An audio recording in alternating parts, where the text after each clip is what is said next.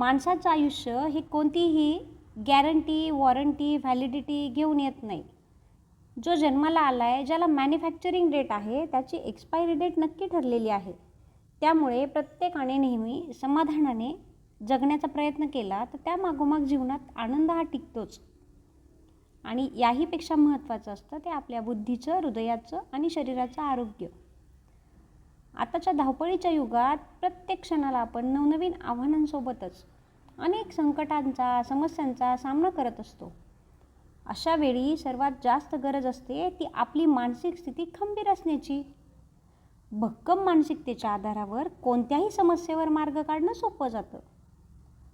आता समस्याच नको किंवा संकटच नको हा झाला पळपुटेपणा. मात्र समस्या, संकटेही येणारच आहेत आणि आपण त्यासाठी मानसिकदृष्ट्या स्वतःला सज्ज करणं गरजेचं आहे.